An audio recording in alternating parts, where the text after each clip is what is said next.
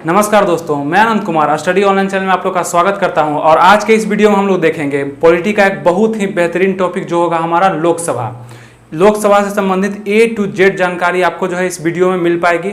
और हम बेसिक से लेकर हाई लेवल तक जाएंगे और कहीं भी आपको समझने में कोई भी दिक्कत नहीं आएगा। आप बस वीडियो में बने रहिएगा, समझाने की जिम्मेदारी मेरी है। और चलिए वीडियो को शुरू करते हैं और देखते हैं कि इससे पहले वाले पार्ट में हम लोगों ने क्या पढ़ा था। लोकसभा का पहले जो वीडियो हमारा आया था उसमें हम लोगों ने क्या देखा था, तो संसद पर हम लोग ने चर्चा किया था, जिसमें हम लोग देखे थे कि इसमें 3 अंग होते हैं। एक होते हैं राष्ट्रपति और दूसरा राज्यसभा और तीसरा लोकसभा। तो संसद पे मैंने वीडियो बना चुका है और राष्ट्रपति पे वीडियो बन चुका है और राज्यसभा पे भी वीडियो बन चुका है। और ये बहुत ही बेहतरीन वीडियो हम लोग बना चुके हैं संसद पे, राष्ट्रपति पे और राज्यसभा पे। अगर आप लोग ने अभी तक नहीं देखा है तो ऊपर एक लिंक आ रहा होगा, इस प्लेलिस्ट में जाइएगा, इस सभी वीडियोस जो है आपको लोग को मिल जाएंगे। और ये देखने के बाद आप लोग को ज़्यादा समझ में आ सकेगा। जो हम अभी पढ़ाएंगे लोकसभा, तो ये सब देख लीजिएगा तो ज़्यादा अच्छा लगेगा, क्योंकि वो भी बहुत डीप में पढ़ाया गया और काफ़ी अच्छे से बताया गया है। तो चलिए आज का जो हमारा टॉपिक होगा वो होगा लोकसभा। और पिछले वीडियो में आप लोग को हम बताए भी थे कि लोकसभा, जैसे लोकसभा क्या है समझ में आप लोग को बेसिक से लेके चलते हैं। लोकसभा से आप क्या समझते हैं, तो आप लोग को बोले थे कि संसद को एक घर मानिए, जैसे कि घर है, ठीक है। ये फर्स्ट फ्लोर है और ये सेकेंड फ्लोर है। तो फर्स्ट फ्लोर पे हम क्या बोले थे कि लोकसभा को रखिए और सेकेंड फ्लोर पे राज्यसभा को, ठीक है। तो और ये पूरा जो हो जाएगा क्या हो जाएगा, संसद। तो बोले थे आपको कि इस टाइप से सजा लीजिएगा इसको। तो संसद का जो हम अनुच्छेद बताए थे, ये अनुच्छेद था 79 और राज्यसभा का हो जाएगा 80 और ये हो जाएगा लोकसभा का 81। तो ये आपको हम बता चुके थे पहले भी। और इसको इतना सरल तरीका से हम बताए थे कि आपको याद करने में कोई दिक्कत नहीं होगा। और आज एक ट्रिक भी आपको देते हैं जो कि है हमारा सरल, ठीक है। ये ट्रिक से आपको क्या होगा कि याद करने में आसानी हो जाएगा। स से हो जाएगा संसद जो 79 में स्टार्ट करिएगा आप, र हो जाएगा आपका राज्यसभा जो हो जाएगा 80 और ल हो जाएगा आपका लोकसभा जो हो जाएगा 81। तो याद करने में कहीं भी कोई दिक्कत आप लोग को नहीं आएगा ये। और ये जो हम बेसिक जानकारी है पहले भी हम दे चुके थे। तो आज पढ़ेंगे हम लोग लोकसभा, हमारा लोकसभा जिसका चर्चा कहाँ है, 81 में, ठीक है। चलिए देखते हैं। तो लोकसभा जो आप देख रहे हैं इसको हम लोग कई नाम से जानते हैं और इसका गठन वगैरह जो हुआ था ये हम तो पिछले वीडियो में बता चुके थे। चलिए लेकिन इसका चर्चा इसमें भी करते हैं। तो इसका जो गठन हुआ था वो 1952 में, 1952 में इसका गठन हुआ था। और अगर आपको क्वेश्चन आता है कि प्रथम आम चुनाव कब कराए गए थे, लोकसभा के प्रथम आम चुनाव कब कराए गए थे, तो वो भी 1952 में, क्योंकि इसी समय उसका गठन हुआ था। और इस लोकसभा को हम लोग बहुत नाम से जानते हैं, अन्य नाम से भी जानते हैं। वो नाम आप लोग देखिएगा यहाँ पे है निम्न सदन। निम्न सदन कहने का अर्थ है कि ये क्या फर्स्ट फ्लोर है, निम्न नीचे का फ्लोर है, तो निम्न सदन इसका नाम। ट्रिक है ये याद करने का, आपको सब दिन याद रह जाएगा। तो निम्न सदन, फिर उसके बाद क्या है इसका अगला नाम, पहला सदन। देखिए फर्स्ट फ्लोर है तो इसका नाम पहला सदन हो जाएगा, ठीक है। ये दूसरा सदन होता है जिसका चर्चा हम वीडियो में कर चुके हैं पहले, वो देख लीजिएगा आप लोग जाके। और इसको हम लोग अस्थायी सदन के रूप में जानते हैं। देखिए अस्थायी कहने का अर्थ यह है कि इसको कभी भी विघटित किया जा सकता है। राष्ट्रपति के द्वारा प्रधानमंत्री के कहने पर कभी भी लोकसभा का जो है विघटन किया जा सकता है, इसलिए इसको अस्थायी सदन कहते हैं। दूसरा हम देखेंगे इसको लोकप्रिय सदन कहा जाता है। लोगों में बहुत प्रिय होता है, सरकार इसी पर बनाए जाते हैं। लोकसभा के द्वारा ही सरकार का निर्धारण होता है, भारत में शासन होता है लोकसभा के द्वारा ही होता है, तो सरकार ज़्यादा इसी से बनती है। तो लोकप्रिय सदन भी इसको बोलते हैं। और लोकप्रिय सदन कहने का अर्थ ये भी है कि यहाँ पे जो लोकसभा है हमारा जनता का प्रतिनिधित्व करती है। जहां हमने देखा था राज्यसभा में कि राज्यसभा राज्यों का प्रतिनिधित्व करती है, लेकिन लोकसभा लोगों का, जनता का प्रतिनिधित्व करती है, इसलिए इसको जनता का सदन भी कहा जाता है। तो इन नामों से जान सकते हैं। इतने नाम है, कंफ्यूज मत होइएगा, आराम से निम्न सदन और अस्थायी सदन आप लोग याद रखिएगा, परीक्षा में सवाल बनेंगे। और ये तो समझ में हम लाए दिए कि पहला सदन क्यों बोलते हैं भाई, फर्स्ट फ्लोर है तो इसको पहला सदन, ये सेकेंड फ्लोर है तो दूसरा सदन बोलेंगे। और ये अनुच्छेद भी आपको अनुच्छेद याद रखिएगा। बहुत से अनुच्छेद का चर्चा हम इस वीडियो में कर चुके हैं और सभी जो संसद से स्टार्ट किए थे वीडियो, तो बहुत सा अनुच्छेद का चर्चा हुआ। तो अनुच्छेद यहीं से आप ध्यान रखिएगा ताकि इजी हो जाएगा आगे पढ़ना। लोकसभा से संबंधित हमने उसके बेसिक को देखा, उसके गठन को जाना और उसके उपनाम, जो कई नाम से उसको पुकारा जाता है लोकसभा को, जिनमें हमने नामों को जाना। और अब चलिए उससे भी इम्पोर्टेंट चीज इसको जानते हैं, सीटों की संख्या, सदस्यों की संख्या को जानते हैं जो लोकसभा में। तो लोकसभा जब बनाया गया, आपको बताया कि ये जो घर है तो इसमें निचला फ्लोर जो लोकसभा है, तो इसमें सीटों की संख्या भी तो होगी कुछ, जितने जितने इसमें कुर्सी लगे होंगे, कितने नेता इसमें बैठेंगे, ये सब का चर्चा सीटों की संख्या में किया गया संविधान में, जिसको हम लोग अभी देखेंगे। ठीक है, तो यहाँ समझिएगा लोकसभा में सीटों की संख्या या सदस्यों की संख्या भी हम बोल सकते हैं, तो इसको समझिएगा। ये सबसे इंपॉर्टेंट है समझना, यहीं से क्वेश्चन आते हैं एग्जाम में, तो इसको ध्यान से समझिए कि यहाँ पे जो कि अधिकतम संख्या 552, इसको हमने सजा लिया है बढ़िया से ताकि आप लोग को अच्छा समझ में आ सके। यहाँ पे अधिकतम संख्या 552 जो आप देख रहे होंगे, संविधान में ऐसा कहा गया है। संविधान जो हमारा डायरी है उसमें लिखा गया है कि अधिकतम संख्या लोकसभा में अधिकतम सदस्यों की संख्या 552 हो सकती है, कि ये जो घर था वो घर में 552 कुर्सी जो उस कमरे में लग सकते हैं। किसमें? पहला सदन में, लोकसभा में 552 कुर्सी। किसमें कहा गया है? संविधान में। और कहा गया कि 550 + 2, तो 550 जो है, ये 550 क्या? 550 राज्य तथा केंद्र शासित प्रदेश से चुन के आएंगे, और 2 यहाँ संविधान में कहा गया। वर्तमान का चर्चा हम यहाँ करेंगे, वर्तमान में क्या स्थिति है उसकी चर्चा हम यहाँ करेंगे। अभी समझिए कि संविधान में क्या लिखा गया है, समझ में आएगा। अधिकतम जैसे ही क्वेश्चन में आएगा 552 मारना है। 552 में से 550 जो है राज्य तथा केंद्र शासित प्रदेश से चुन के आएंगे। और यहाँ जो 2 देख रहे हैं ये इंपॉर्टेंट है, ये बहुत ही इंपॉर्टेंट है कि यहाँ जो 2 होगा वो एंग्लो इंडियन का मनोनयन राष्ट्रपति के द्वारा लोकसभा में किया जाता है। 2 एंग्लो इंडियन का मनोनयन राष्ट्रपति के द्वारा लोकसभा में किया था। आप समझिए कि एंग्लो इंडियन किसे कहते हैं। अगर आप लोग नहीं जानते होंगे तो भारत पे 200 बरस अंग्रेज ने शासन किया। अंग्रेज कहाँ से थे? यूरोपवासी थे। यूरोप के बहुत से कंट्री आके भारत में शासन किए। तो जब शासन करते के अंतराल में 200 वर्ष तक शासन किए, तो उस समय वो विवाह नीति भी अपनाए, बहुत सारे यहाँ की औरतों से विवाह भी किए। तो उस समय जो बच्चे हुए, उसके बच्चे के और भी आगे बढ़ते गए, उसके वंशज 200 वर्ष तक तो शासन किया। तो उस समय क्या हुआ कि उसको क्या पता था कि 1947 में हमारा देश आज़ाद हो जाएगा। जब आज़ाद हो गया तो उसको भगा दिया गया यहाँ से अंग्रेज लोग को। तो वो सब तो भाग गए, लेकिन औरत लोग को यहीं छोड़ दिए, अपने बच्चे लोग को यहीं छोड़ के भाग गए। ठीक है, और कुछ यहीं पर भी रह गए, कुछ अंग्रेज यहाँ पर भी रह गए। तो उन्हीं को आरक्षण देने के लिए, उनको आगे बढ़ाने के लिए, उनको थोड़ा सा प्रावधान देने के लिए राष्ट्रपति द्वारा 2 एंग्लो इंडियन का एक लोकसभा में मतलब मनोनयन किया था। ठीक है, ये चीज को समझिएगा। तो एंग्लो इंडियन को आप लोग समझ गए किसको बोलते हैं? जिसकी माँ भारतीय और पिता अंग्रेज, यूरोपवासी, यूरोप के किसी भी कंट्री का, तो उसको हम लोग एंग्लो इंडियन या हिंदी में आंग्ल भारतीय के नाम से जानते हैं। तो इस चीज को आप लोग समझ गए। तो यही चीज कहते हैं एंग्लो इंडियन। वही 2 का जो है मनोनयन कौन करते हैं? 2 का मनोनयन राष्ट्रपति के द्वारा लोकसभा में किया जाता है, जिसको हम आंग्ल भारतीय भी कहते हैं। समझ गए आप लोग? 550 + 2। अब हम लोग देखते हैं कि संविधान में क्या कहा गया कि इस 550 में से 530 राज्य से आएंगे। कितने राज्य? 28 राज्य हैं हमारे भारत में अभी, और 8 केंद्र शासित प्रदेश। तो 28 राज्य में से 530 में से 550 में से 530 राज्य में से, और 20 जो है केंद्र शासित प्रदेश से आएंगे। कितने केंद्र शासित? 8, जिसमें से कहा गया 20 आएंगे। ठीक है भाई, ये तो संविधान में कहा गया, इसको याद रखिएगा। उतना नहीं याद रखना आपको, 552 अधिकतम याद रखना, ये समझाने के लिए था। अब ये वर्तमान का बात कर लेते हैं। वर्तमान में इसकी संख्या कितनी है, क्या प्रावधान है, अभी जो लोकसभा चल रहा है उसका क्या प्रावधान है? ध्यान रखिएगा, अभी 545 सीट ही भरे जाते हैं। जब से यह संविधान बना है उससे 545 सीट ही भरे जाते हैं। वो जो घर था आपको बताया, घर फर्स्ट फ्लोर पर कुर्सी तो कितने हैं? कुर्सी कितने हैं? 552, अधिकतम पूरा भर दिया, लेकिन 545 लोग ही बैठ पाते हैं। 7 जो है खाली रहता है। बताते हैं आपको 7 कहाँ खाली रहता है। तो 7 लोग खाली रहते हैं, 545 भरा जाता है, जिसमें से देखिएगा 543 जो होते हैं वो राज्य प्लस केंद्र शासित प्रदेश मिलाकर 543, और 2 एंग्लो इंडियन। जो एंग्लो इंडियन का यहाँ था 2 तो पक्का आएगा। कमी किस में हुआ है? तो इसमें। ठीक है, 550 में। तो 2 एंग्लो इंडियन यहाँ पर लेते हैं, एंग्लो इंडियन है राष्ट्रपति के द्वारा। और इस 543 में से 530 राज्य से, 530 राज्य से, और 13 देखिए 530 राज्य यहाँ भी है और 530 राज्य यहाँ भी। मतलब संविधान में जो कहा गया कि 530 राज्य से आएंगे, तो वो तो आ रहे हैं, पूरे राज्य से आ रहे हैं, लेकिन कहा गया कि केंद्र शासित प्रदेश से 20 आएंगे, लेकिन आ कितने रहे अभी? 13। तो 7 का कमी क्यों हुआ समझिएगा। हमारा जो कश्मीर है वो POK कुछ भाग जो है उसका POK हिस्से में है, मतलब पाक ऑक्यूपाइड कश्मीर है। तो उस हिस्से के लिए रखा गया है कि चलो कभी मेरा हिस्सा हो जाएगा भारत का, जब हम लोग उसको हथिया लेंगे तब वहाँ पे जो है लोकसभा का सीट, क्योंकि केंद्र शासित प्रदेश है जम्मू कश्मीर, तो वहाँ पे जो है 7 सीट वहाँ पे दे देंगे, और फुल फिर हम लोग का पूरे पूरे कुर्सी पर नेता बैठेंगे, ठीक है। इस चीज का प्रावधान समझिएगा, इसको इस चीज का प्रावधान किया गया, इसलिए 7 सीट की कमी आप देखते हैं कहाँ पे, केंद्र शासित में। और यहाँ भी आप देखिएगा, जबकि 13 में से बात कर लें कि 13 में से केंद्र शासित प्रदेश में किसको किसको सीट मिला है, तो यहाँ पे 7 सीट सीधा दिल्ली को दे दिया गया है, चूंकि वहाँ घनी आबादी है। और आपको बता दें कि ये सब सीट का प्रावधान जो है 1971 के जनगणना के अनुसार पर होता है, ठीक है।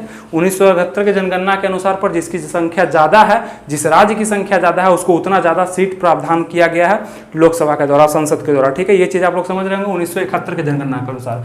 और यहाँ पे प्रावधान किया गया है, दूसरा संविधान संशोधन 1952 में जब हुआ था तो उसमें कहा गया था कि ये सीट का प्रावधान जो है ये 2026 तक नहीं बदलेगा, जैसा है वैसा ही रहेगा। और 2026 के बाद हम देखेंगे जब जनसंख्या बढ़ जाएगा बहुत ज़्यादा, तो हम इस सीट में कुछ बदलाव करेंगे, ठीक है। 545 की जगह कुछ बदलाव करेंगे, कुछ भी। तो कब तक ये फिक्स रहेगा, ये 2026 तक, 1971 का जनगणना।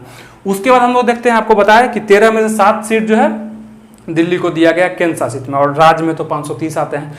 फिर यहाँ पे देखिएगा, जो जनसंख्या के हिसाब से होता है, जनसंख्या के अनुसार बांटा जाता है कि जिस राज्य की जनसंख्या, जिस केंद्र शासित प्रदेश की जनसंख्या जितनी होगी उसको उतना ज़्यादा लोकसभा सीट दिया जाएगा। तो बताइए कि भारत में सबसे ज़्यादा जनसंख्या वाला राज्य कौन है, यूपी है। तो देखिए यहाँ से 80 लोग यहाँ से सांसद बन के लोकसभा में जाते हैं। उसके बाद हम लोग देखेंगे महाराष्ट्र, यहाँ पे ज़्यादा है, तो यहाँ पे 48 लोग, 48 लोग जो हैं सांसद बन के लोकसभा में जाते हैं। फिर हम लोग देख लेंगे बंगाल 42, ठीक है। अगर हम बिहार का बात कर लें तो यहाँ से 40 लोग जो हैं लोकसभा सांसद बन के सांसद में जाते हैं, सांसद बनते हैं, ठीक है। ये चीज़ ध्यान रखिएगा। बिहार से कितना, 40, सबसे ज़्यादा यूपी से 80। तो इस चीज़ को आप लोग समझे होंगे। और इसमें एक व्यवस्था किया गया, इस चीज़ को आप लोग अच्छे से समझ चुके होंगे। और इसमें एक व्यवस्था किया गया है आरक्षण का, ये आप लोग को समझना सबसे जरूरी है, क्योंकि हाई लेवल जब आप एग्जाम देंगे तो यहाँ से प्रश्न आते हैं, आप लोग को पता होगा। तो यहां से आप लोग समझिए कि एक अनुच्छेद 330 के द्वारा क्या बोला गया है, आरक्षण की व्यवस्था किया गया। कहाँ, लोकसभा में, राज्यसभा में, लोकसभा में आरक्षण का व्यवस्था SC ST वर्ग के लोगों के लिए किया गया है। वहां पे कहा गया कि इस 545 सीट में से या 552 सीट में से, संविधान में लिखा गया 552 सीट में से SC को 84 सीट मिलना चाहिए, अनुसूचित जाति को 84 सीट, अनुसूचित जनजाति को 47 सीट मिलना चाहिए। इसका रिजर्व है भाई, इतना मिलेगा, बाकी तुम किसी से दो, कोई मतलब नहीं है। 84 सांसद SC से, ST से, 47 सांसद जो हैं लोकसभा में जाते हैं। और ये जो 2 एंग्लो इंडियन आप देखिए जो राष्ट्रपति के द्वारा मनोनयन किया जाता है जिनका, उसका प्रावधान 331 में अनुच्छेद, ये सब बहुत इंपॉर्टेंट अनुच्छेद हैं, थोड़ा सा हाई लेवल आप एग्जाम देंगे उसमें ये सब पूछा जाता है, ठीक है। तो अनुच्छेद 331 में किसका चर्चा है, SC ST का, और अनुच्छेद 330 में SC ST, और अनुच्छेद 331 में जो है 2 एंग्लो इंडियन का चर्चा किया गया है, जिसका मनोनयन राष्ट्रपति के द्वारा किया जाता है, ठीक है। इस चीज़ को आप लोग समझ चुके होंगे। तो अब हम लोग देखते हैं इसके आगे क्या है कि चयन प्रक्रिया। भाई उसमें चयन किस प्रकार से होता है, किस प्रकार से सांसद चुने जाते हैं हमारे, तो आप लोग को नॉर्मल पता होगा कि इसका चयन प्रत्यक्ष विधि से होता है। हम लोग सांसद चुनते हैं, आप सांसद चुनते हैं, आप खुद वोट करते हैं जाके सांसद को। लोकसभा का चुनाव जब होता है तो आप लोग जाते हैं ना सांसद का वोट करने के लिए, आपके क्षेत्र के जो भी सांसद होंगे उनको वोट करने जाते हैं। तो वही प्रत्यक्ष चुनाव हुआ, प्रत्यक्ष चुनाव जिसमें जनता डायरेक्ट वोट करती है प्रत्यक्ष, और जनता जिसमें वोट प्रत्यक्ष रूप से नहीं करती है, डायरेक्ट रूप से नहीं करती, वो अप्रत्यक्ष होता है। तो उसमें उसके प्रतिनिधित्व जैसे देखे थे राज्यसभा में, उसमें विधानसभा के प्रतिनिधित्व द्वारा चयन किया जाता है राज्यसभा के सदस्यों का, तो वो अप्रत्यक्ष हो गया। लेकिन ये जो है लोकसभा का प्रत्यक्ष रूप से चुनाव होता है, हम लोग वोट करते हैं इसमें, ठीक है, ये ध्यान रखिएगा। उसके बाद हम लोग आते हैं सबसे इंपॉर्टेंट योग्यता, कि भाई अगर आप लोकसभा सदस्य बनने जा रहे हैं तो आप में क्या क्या चीज़ की योग्यता होनी चाहिए, अगर आप योग्य हैं कि नहीं है, ये चेकअप पहले हो जाए। चेकअप कैसे होगा, वो भारत का नागरिक होना चाहिए, नॉर्मल बात, ठीक है। पाकिस्तान, बांग्लादेश, भूटान, चाइना, ये सब का नागरिक नहीं, भारत का नागरिक होना चाहिए। ये सबसे इंपॉर्टेंट, ये एग्जाम का इंपॉर्टेंट हो जाएगा आपको। 25 वर्ष पूरा कर चुका हो, आपसे क्वेश्चन पूछे हैं कि बताइए क्या लिखा हुआ है, 25 वर्ष पूरा कर चुका हो तब लोकसभा चुनाव। आप बताइए कि प्रधानमंत्री बनने के लिए कितनी उम्र सीमा होती है, प्रधानमंत्री कितनी, 25, क्यों, क्योंकि वो लोकसभा का नेता होता है। तो लोकसभा का जब नेता है तो लोकसभा में बनने के लिए 25 वर्ष चाहिए, तो प्रधानमंत्री को भी 25 वर्ष चाहिए। तो 25 वर्ष की जो आयु है वो पूरा कर चुके हैं अगर आप, तो आप भी बन सकते हैं लोकसभा का सदस्य, ठीक है।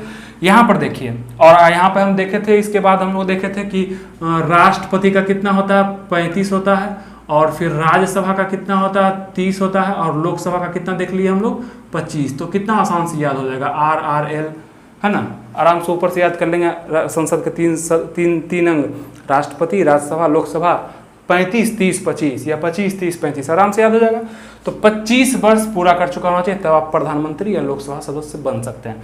किसी लाभ के पद पर ना हो। लाभ का पद कहने का मतलब यह है कि अगर आप गवर्नमेंट जॉब की तैयारी कर रहे हैं या तैयारी नहीं सॉरी उसमें अगर आप जॉब कर रहे हैं तो आप लाभ के पद पर हैं। आप अगर ग्रुप डी में नौकरी कर रहे हैं या आईएएस के पद पर आप हैं तो आप लाभ के पद पर हैं। और अगर आप नेता, मंत्री, विधायक कुछ भी हैं तो आप लाभ के पद पर नहीं। यदि आप राष्ट्रपति भी हैं तो वो लाभ का पद नहीं है। तो ये हमारे संविधान में लिखा गया है। तो किसी लाभ के पद पर नहीं होना चाहिए। लाभ के पद पर आप नौकरी कर रहे हैं अगर जो, तो आपको नहीं मिल पाएगा उम्मीदवारी लोकसभा का। फिर यहाँ पर देखिए चौथा पॉइंट है हमारा, पागल या दिवालिया नहीं होना चाहिए। पागल या दिवालिया, दिवालिया कहने का अर्थ है कि आप बैंक करप्ट नहीं होना चाहिए, कोई कर्जा उर्जा में डूबे नहीं होना चाहिए, पागल नहीं। तो पागल कौन सा जाएगा लोकसभा उम्मीदवार बनने के लिए, लेकिन ये दिया गया, ठीक है। 4 ये इंपॉर्टेंट बात है, इसको ध्यान रखिएगा। तो यहाँ समझ गए आप लोग। अब हम बात कर लेते हैं इसका कार्यकाल। इसका कार्यकाल कितना वर्ष का होता है, कितने वर्षों के लिए जाते हैं, क्या क्या इनके नियम होते हैं, ठीक है। तो इनका कार्यकाल 5 वर्ष का होता है। 5 वर्ष के लिए लोकसभा के सदस्य चुने जाते हैं। लेकिन यहाँ पे एक बात और है कि लोकसभा के सदस्य 5 वर्ष के लिए चुने जाते हैं। राष्ट्रपति के द्वारा प्रधानमंत्री के कहने पर लोकसभा का विघटन भी किया जा सकता है 5 वर्ष से पूर्व, पहले भी, ठीक है। 5 वर्ष का तो इसका कार्यकाल कोई लिमिट नहीं है कि एकदम फिक्स 5 वर्ष का है। राज्यसभा का लिमिट है, उसका विघटन कभी नहीं होगा। लेकिन लोकसभा का 5 वर्ष से पूर्व प्रधानमंत्री के कहने पर राष्ट्रपति के द्वारा जो है विघटन किया जा सकता है। इसीलिए इसको हम अस्थायी सदन बोलते हैं। जहाँ पे राज्यसभा को अस्थायी बोलते हैं, इसको हम लोग अस्थायी सदन इसलिए बोलते हैं क्योंकि इसका विघटन 5 वर्ष से पूर्व भी हो जाता है। अब हम लोग देखते हैं इसका आपातकाल। यहाँ पे देखिएगा कि क्या होता है, इसका व्यवस्था कुछ किया गया है, कार्यकाल से संबंधित कुछ अलग व्यवस्था किया गया है जो आप लोग बहुत लोग नहीं जानते होंगे। यहाँ देखिएगा ध्यान से कि आपातकाल का व्यवस्था की जब संसद मतलब लोकसभा का कार्यकाल चल रहा है। मान लीजिए कि 2019 में लोकसभा का चुनाव हुआ था, कब तक चलेगा, 2024 तक। 2024 में अगर कोई आपात स्थिति आता, राष्ट्रीय आपात लग जाता है, राष्ट्रीय आपात, तो संसद में ये बिल पारित हो जाएगा लोकसभा के द्वारा कि लोकसभा का 1 वर्ष का कार्यकाल बढ़ जाएगा, वहीं पर बढ़ जाएगा, अब 6 वर्ष का हो जाएगा। समझ रहे इस बात को कि मतलब अगर राष्ट्रीय आपात भारत में लगा हुआ है, ठीक है, तो उस स्थिति में लोकसभा का कार्यकाल 1 वर्ष के लिए बढ़ाया जा सकता है, ठीक है। तो मतलब कि अगर 19 में है और 24 तक चलेगा, 24 में जो हो सकता है राष्ट्रीय आपातकाल लग जाए तो उसको 25 तक कर सकते हैं, और फिर 25 में लगा रहा था, फिर 26 तक। मतलब कि अगर आपातकाल लगा रहे तो लोकसभा अपना कार्यकाल 1 वर्ष करके लगातार बढ़ा सकता है, अनलिमिटेड। इसका कोई लिमिटेशन है, जब तक राष्ट्रीय आपात तब तक लोकसभा चलते रहेगा, चुनाव नहीं होंगे। कितना अच्छा है। तो यहाँ पर देखिएगा ऐसा स्थिति एक बार हुआ है कि 1975 में जब आपातकाल लगा था ना, तो वहाँ पे 6 महीने के लिए जो है लोकसभा का कार्यकाल बढ़ा दिया गया था, ठीक है, 6 महीने के लिए। ध्यान रखिएगा 1975 में आपात के दौरान। अब एक और इंपॉर्टेंट बात यहाँ पे आता है कि 42वां संविधान संशोधन 1976 के द्वारा जब इंदिरा गांधी का सरकार था, तो वहां पे क्या किया गया था कि लोकसभा का जो कार्यकाल आप देखें 5 वर्ष का होता है अस्थायी रूप से। यहाँ पे इंदिरा गांधी जी क्या किए थे कि 42वां संविधान संशोधन करके, संविधान में 1976 में हुआ था यह संशोधन, इसके द्वारा इसका कार्यकाल 6 वर्ष कर दिया गया था। सोचिए कितना बड़ा बदलाव है। लोकसभा का कार्यकाल आप लोग सब दिन 5 वर्ष, लेकिन 1976 में 42वें संविधान संशोधन के द्वारा 6 वर्ष कर दिया गया था। लेकिन उसके बाद जब 44वां संविधान संशोधन 1978 में जब मोरारजी देसाई की सरकार आई, तो 44वां संविधान संशोधन करके इसका कार्यकाल फिर से 5 वर्ष कर दिया गया था, जो वर्तमान में अभी तक 5 वर्ष देखा जाता है। सोचिए कि वहां पर वो 6 वर्ष अगर रह जाता तो अभी 6 वर्ष रहता। लेकिन बस ये बात को याद रखिएगा, डीप में थोड़ा सा ये क्वेश्चन पूछे जा सकते हैं, ठीक है। तो इस चीज से तो इतने चीज को आप लोगों ने देखा, सदस्यों की संख्या, वर्तमान स्थिति क्या है, इसकी योग्यता क्या है, कार्यकाल क्या है, इसे अच्छे समझा। अब हम लोग इसको मिटा के इसके बाद हम लोग देखते हैं इसका अध्यक्ष। जैसे अब अध्यक्ष या उपाध्यक्ष का भी चर्चा इसमें होगा, जिसमें बिल्डिंग है, उसमें कमरे हैं, तो उसमें जितने सदस्य हैं तो उसको संचालित करने के लिए एक अध्यक्ष या उपाध्यक्ष होना चाहिए ना। आपके भी क्लास में तो मॉनिटर होते होंगे, एक मॉनिटर एक उप मॉनिटर होते थे, यहाँ भी तो होंगे, कोई संचालित करेंगे इनको, नहीं तो कौन रोकेगा। हल्ला इतना करते हैं लोग, लोकसभा में जाके इतना हल्ला करते हैं, तो एक अध्यक्ष होते हैं जो शांत बैठाते हैं और सब डिसीजन लेते हैं। इसको मिटा लेते हैं हम और देखते हैं आगे।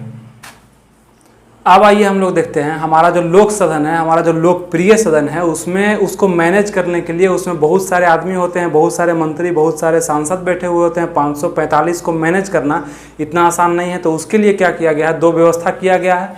एक वहाँ पे अध्यक्ष बनाया गया है, एक उपाध्यक्ष बनाया गया है। अध्यक्ष जो वहीं पे, जैसे कि ये अगर घर है, ये सदन है, मानिए लोकसभा है, तो इसमें जो जनता बैठी हुई है, इन्हीं सब जनता के द्वारा चुन के एक उपाध्यक्ष बनाया जाता है और एक अध्यक्ष बनाया जाता है। ठीक है, एक अध्यक्ष और एक उपाध्यक्ष बनाया था इसी सदन में से। जहां आपने देखा था राज्यसभा में कि वहां का जो सभापति होते थे वो उस सदन के नेता नहीं होते थे, उस सदन के सदस्य नहीं होते थे, वो बाहर थे, वो तो उपराष्ट्रपति होते थे। लेकिन यहाँ पे लोकसभा में क्या होता है कि यहाँ का जो अध्यक्ष बनाया था वो इसी सदन के सदस्य होते हैं और उपाध्यक्ष जो होते हैं वो भी इसी सदन के सदस्य होते हैं। तो आइए जानते हैं उससे संबंधित कुछ महत्वपूर्ण जानकारी जो यहाँ पर है कि यहाँ पे जो अध्यक्ष और उपाध्यक्ष होते हैं उनका जो त्यागपत्र होता है, यहीं पे पढ़ लेते हैं अध्यक्ष उपाध्यक्ष के बारे में। इनका त्यागपत्र होता है वो एक दूसरे को देते हैं, मतलब अध्यक्ष उपाध्यक्ष को त्यागपत्र देंगे और उपाध्यक्ष अध्यक्ष को। लेकिन ऐसा राज्यसभा में नहीं था। देखिए, राज्यसभा का हम एक अलग से वीडियो बनाएंगे, राज्यसभा और लोकसभा का अलग से अंतर उसमें दिखा देंगे, आपको बता देंगे। तो वहाँ पे राज्यसभा में ऐसा नहीं देखा गया था, वहाँ पर जो थे सभापति वो राष्ट्रपति को अपना त्यागपत्र देते थे क्योंकि वो सदन के नेता नहीं थे, सदन के सदस्य नहीं थे। तो यहाँ पे अध्यक्ष उपाध्यक्ष को और उपाध्यक्ष अध्यक्ष को अपना त्यागपत्र देता है। तो याद रखिएगा कि लोकसभा में उसके अध्यक्ष उपाध्यक्ष एक दूसरे को ही त्यागपत्र जो है देते हैं।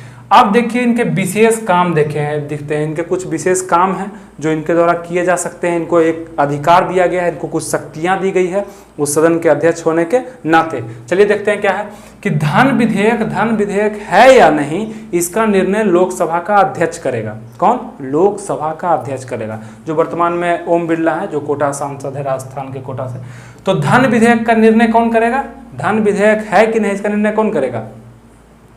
तो लोकसभा का अध्यक्ष करेगा। ठीक है, फिर देखते हैं कि संयुक्त अधिवेशन की अध्यक्षता उस स्थिति में की जाती है जब दो सदन को बीच में बैठा के संयुक्त अधिवेशन राष्ट्रपति के द्वारा बुलाया जाता है और इसकी अध्यक्षता लोकसभा अध्यक्ष के द्वारा जो है किया जाता है। ठीक है, लोकसभा अध्यक्ष के द्वारा संयुक्त अधिवेशन की अध्यक्षता किया जाता है, जिसमें राज्यसभा और लोकसभा दोनों एक संगठित रूप से बैठते हैं, उसका अध्यक्षता लोकसभा अध्यक्ष करता है। ठीक है, और यहाँ पर आ जाइए अब निर्णायक मत। देखिए, अगर किसी बिल या विधेयक को लेकर विवाद है, मतलब समझिए कि 100 वोट में से 50-50 वोट दोनों को आ गया है। ठीक है, 50-50 वोट का मत आ गया है और वहाँ पे बैठे हुए हैं कौन? लोकसभा अध्यक्ष। तो उनको यह अधिकार दिया है कि वो अपना एक वोट, इस 50 वोट में उनका वोट नहीं है, वो अपना एक वोट किधर भी गिरा सकते हैं, इधर या इधर। वही होता है निर्णायक मत, कि वो अपना निर्णायक वोट किधर भी गिरा सकते हैं। एक इधर गिरा देंगे, अगर इधर गिरा दिए तो मान लीजिए यहाँ 51 हो गया, यहाँ हो गया, ये 50 ही रह गया। ठीक है, तो यहाँ पे क्या हुआ कि ये जीत जाएगा। तो इस टाइप से क्या होता है कि उसको निर्णायक मत लेने का अधिकार होता है किसको? लोकसभा अध्यक्ष को। तो यहाँ पे आपने देखा इसके अध्यक्ष उपाध्यक्ष त्यागपत्र और धन विधेयक से संयुक्त अधिवेशन निर्णायक मत से संबंधित कुछ विशेष प्रावधान जो उनको प्राप्त है। अब हम लोग आइए कुछ विशेष पढ़ते हैं, मतलब इसको कह सकते हैं विविध भी कह सकते हैं, इसको विविध भी कह सकते हैं। तो विविध में हम लोग देखते हैं क्या कि लोकसभा संबंधित ही क्वेश्चन होगा। और देखिए इसको कि मंत्री परिषद जो होता है लोकसभा के प्रति उत्तरदायी होता है। जैसा कि आप लोग जानते हैं कि लोकसभा जनता का सदन है, तो लोकसभा जो होता है ना, मंत्री परिषद, लोकसभा का मंत्री परिषद, वो लोकसभा के प्रति उत्तरदायी होता है, जवाबदेही होता है। ठीक है, और राज्यसभा में आप ऐसा नहीं देखे थे, राज्यसभा में उत्तरदायी नहीं होता है, उसका सदस्य उत्तरदायी नहीं होता है, मंत्री परिषद राज्यसभा के प्रति उत्तरदायी नहीं होता है, इसमें होता है, याद रखिएगा, दोनों में ये अंतर है। फिर यहाँ पे देखते हैं हम लोग जमानत राशि। अगर आप लोकसभा के सदस्य बनने जा रहे हैं, वहाँ पे आपकी योग्यता तो हम बता दिए क्या क्या योग्यता आपको चाहिए। अगर आप सदस्य बनने जा रहे हैं तो वहाँ पे आपको जाने से पहले, चुनाव लड़ने से पहले जमानत राशि आपको रखना पड़ेगा, जो कि 15,000 रुपया होता है, काफ़ी कम होता है, नेता मंत्री के लिए कोई बड़ा बात नहीं है। 15,000 रुपया जमानत राशि रखना पड़ता है। और जितने वोट हैं टोटल मत का 1/6 आपको अगर प्राप्त नहीं होता है, मतलब अगर 6 वोट हैं टोटल 6 में से अगर आपको एक भी प्राप्त नहीं होता है तो आप का जमानत राशि जो आप जब्त, वहाँ पे जमानत राशि जो आप दिए हैं वो आपका जब्त कर लिया जाएगा। ठीक है, इस चीज़ को आप समझ रहे होंगे। तो जितने भी मत हैं उसमें से 1/6 आपको प्राप्त करना होता है, तो आपका जमानत राशि जो आप रखे हैं 15,000 रुपये, वो आपका खत्म हो जाएगा, जब्त कर लिया जाएगा। उसके बाद देखते हैं कोरम संबंधित आपको पहले ही बता चुके हैं कि कोरम क्या होता है। कोरम गणपूर्ति, इसको एक गणपूर्ति भी आप बोल सकते हैं, इसको अन्य नाम गणपूर्ति से भी बुलाया जाता है। ठीक है, कोरम का मतलब गणपूर्ति। इसमें क्या होता है कि कोई भी विधि या कोई भी संयुक्त बैठक या अधिवेशन या कहिए कि कोई मीटिंग होने के लिए 1/10 सदस्य का होना जरूरी है। जितने सदस्य हैं 545 है, मान लीजिए कि 545 सदस्य हैं, ठीक है वर्तमान में। तो कोई मीटिंग अगर लग रहा है, कोई अधिवेशन हो रहा है, कोई किसी चीज़ पर चर्चा होने वाला है, तो इसमें से कम 1/10 इसका 10वां भाग वहाँ पे उपस्थित रहना चाहिए उस सदन में, नहीं तो वो कोरम फुलफिल नहीं होगा, तो आपका वो सदस्य ये अधिवेशन जो होगा, मीटिंग, वो रद्द कर दिया जाएगा, नहीं हो पाएगा। तो वहाँ का यही होता है कोरम का मतलब कि 1/10 सदस्य का होना जरूरी होता है टोटल सदस्यों का। अब देखिए अनुपस्थिति 60 दिन से हम क्या समझते हैं। अगर आप लोकसभा या राज्यसभा दोनों में से किसी भी सदन के आप सदस्य हैं, अगर आप बिना सदन में सूचना दिए हुए 60 दिन तक अनुपस्थित हो जाते हैं सदन से और वहाँ कोई सूचना नहीं है, तो आपको वहाँ का सदस्य नहीं माना जाएगा, आपकी सदस्यता रद्द कर दी जाती है। तो ध्यान रखिएगा, ये 60 दिन, 2 महीना कहीं कहीं ऑप्शन में देगा, वो नहीं, 60 दिन मतलब 60 दिन होता है अनुपस्थिति। अब देखिए कि धन विधेयक पहले लोकसभा में आता है, ये भी एक खास बात है लोकसभा का जो राज्यसभा से इसको भिन्न करती है। क्या है कि धन विधेयक पहले लोकसभा में आता है। धन विधेयक सबसे पहले लोकसभा में आएगा। ऐसा नहीं कि राज्यसभा में नहीं जाता, राज्यसभा में भी जाता है, लेकिन राज्यसभा को उस पर कोई भी बदलाव करने का शक्ति प्राप्त नहीं है, सिर्फ उस पर सुझाव दे सकता है कि देखिए ना कि आपका ये धन विधेयक में ना ये चीज़ गलती है, इसको सुधार लीजिए। और ये सुझाव मानने के लिए लोकसभा बाध्य नहीं है, वो चाहेगा तो मानेगा, नहीं तो नहीं मानेगा। मतलब कोई अधिकार नहीं है धन विधेयक पर, किसको? राज्यसभा को। पहले लोकसभा में आएगा, उसके बाद राज्यसभा में जाएगा, और राज्यसभा इसको रोक के नहीं रख सकता है। राज्यसभा मुश्किल से इसको चाहेगा तो 14 दिन तक रोक के रख सकता है, और 14 दिन के बाद ये स्वतः पूर्ण अपने से ये लागू हो जाएगा, इसको करना भी नहीं पड़ेगा। ये मतलब कोई अधिकार नहीं, 14 दिन तक आप पढ़ लीजिए बस उसको, धन विधेयक को क्या है, बस इतना ही अधिकार राज्यसभा को। इस पर लोकसभा का अधिकार जो है ज़्यादा देखने के लिए मिलता है, किस पर? धन विधेयक को। तो ये सब जो बातें थी वो लोकसभा से संबंधित थी, और उम्मीद है कि आपको बहुत ही अच्छे से जानकारी मिल पाई होगी और ज़्यादा आप समझ भी चुके होंगे। और हमने संसद, राज्यसभा और लोकसभा काफ़ी अच्छे से इसको बता दिया, कोई भी डाउट आपके नहीं रहे होंगे। और हम अगला वीडियो जो लाएंगे वो हम कोशिश करेंगे कि लोकसभा और राज्यसभा में अंतर, एक तरफ लोकसभा एक तरफ राज्यसभा लिख के आपको सामने सामने अंतर बता देंगे, ताकि ज़्यादा एकदम फिर क्लियर हो जाएगा। फिर कोई भी क्वेश्चन होगा जो एकदम याद हो जाएगा, वहाँ पे उस क्लास में ये फायदा होगा कि आपको याद हो जाएगा। तो ये था आज का वीडियो हमारा लोकसभा पर, और यहीं पे वीडियो को अब खत्म करते हैं। अगर ये वीडियो आपको अच्छा लगा हो तो इसको लाइक करिए और जुड़िए हमारे चैनल से, सब्सक्राइब करिए हमारे चैनल को, ताकि अगला जो वीडियो आए वो आपको जल्दी से प्राप्त हो सके। और इससे अगर पिछला वीडियो आपने नहीं देखा है संसद या वो राज्यसभा वाला, तो हम लिंक डिस्क्रिप्शन में दे देते हैं, वहाँ पे जाके आप देख सकते हैं, ठीक है। वो जरूर देखिएगा, ज़्यादा अच्छा समझ बन पाएगा, बहुत ही बेहतरीन वीडियो है। तो मिलते हैं फिर आपसे अगले वीडियो में, तब तक के लिए थैंक यू, जय हिंद।